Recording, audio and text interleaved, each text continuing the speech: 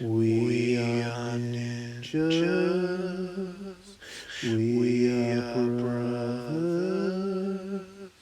We're united. And we're strong.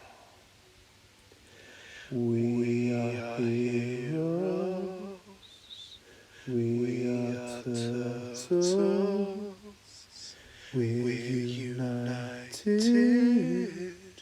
And this is our song.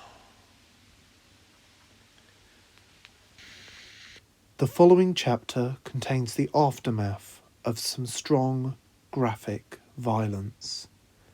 Listeners' discretion is advised. As always, thank you for listening, and remember to like, comment and subscribe if you found this enlightening. The Legend of the Teenage Mutant Ninja Turtles, Part 1, Chapter 54, Slaughter. Written and performed by Joseph Chambers and based on the original Teenage Mutant Ninja Turtle comic books created by Kevin Eastman and Peter Laird. The boys crept cautiously over the debris towards the front door.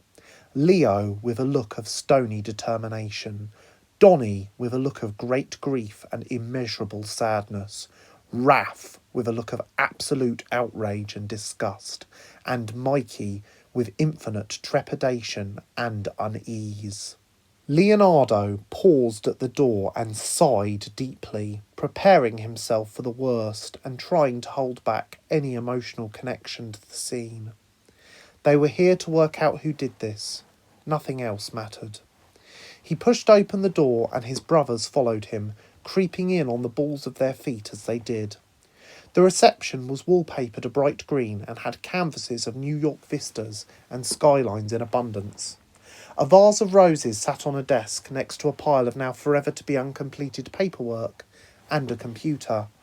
Behind this, the logo of the company had been painted onto the wall. The scene would have seemed rather normal out of context, but alas, the canvases that had hung on the wall were either crooked, slashed, or torn up on the floor. The wallpaper now had various bullet holes and was spattered with dark stains here and there, ripped and peeled in scratch marks in some places, and in others the entire wall broke through, revealing other rooms equally sorry-looking. The roses were now wilting greatly, the computer was broken beyond any kind of repair, and the papers sat strewn across the floor. Just in front of the reception desk was a pool of red that set all the boys on edge. A 22-year-old receptionist had died here, according to the news. She had mothered a young son with a man in the army who had also died recently, and now the boy had no one. An instant chill took over the boys that was no kind of physical draft, but more a mental response to the dark and eerie environment. Every inch of their endocrine system was telling them to leave, but they held their nerve. However, not for one moment did they consider splitting up to cover the area quicker. Nobody wanted to be alone in a place like this, despite a lack of any obvious current danger. The group cautiously moved through a blood-stained door onto what looked like a staff room from a horror movie. There was a giant interactive whiteboard which was spattered with blood, as well as a very long table designed for board meetings which had been snapped up in half. The floor was strewn with a mixture of foam coffee cups and their lids, surrounded by dried up black and brown stains of the owner's final beverages, papers from a meeting concerning issues that seemed unimportant now, and stains and puddles of blood from victims who could never have suspected their deaths would be covered at the meeting, as well as their profit margins for the last trimester. The room also featured 12 chairs, 6 of which were still upright, 4 of which were on the floor, and 2 of which were completely turned into metal and leather rubble. Some of the chairs' leather had bullet holes or rips in it, and one of the chairs had a smooth hole with blackened edges, much like those ones that were on the exterior of the office building. Donnie fretfully spoke into the gloom, making all 3 of his brothers jump. Do you notice something odd about the rips in the chairs and the walls? His brothers remained silent, and Donny crept gingerly towards the wall and pressed his palm against one particular gaping hole. See? Donny seemed to calm as he entered his element of being analytical.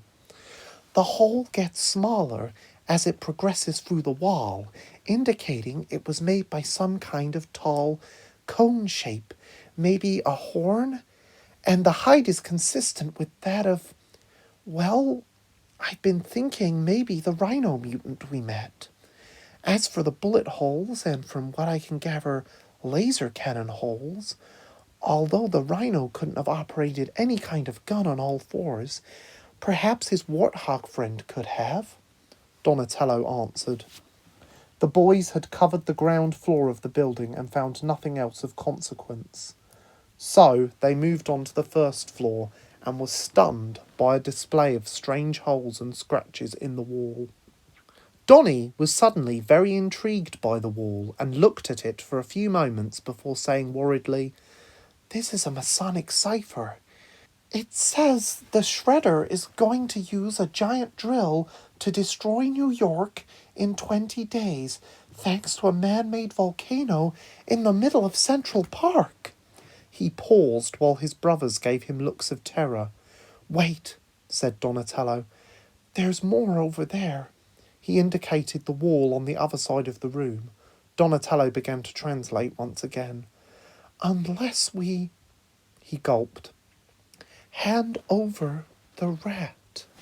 The turtles had returned home and explained to April and Master Splinter what they had seen at the crime scene. A foul thought wandered into Leonardo's brain. "Father, the fact that they left that message for us makes me wonder, did the Shredder send those mutants to kill people because of us?" Master Splinter quickly reassured his sons this was not true. "Even if I believed the Shredder's conflict with us was his only motive, it was not you who pulled the trigger on innocent lives. Therefore, you have no reason to feel guilty. And anyway, that newspaper company wrote an article criticising TCRI. They were likely to have been killed anyway."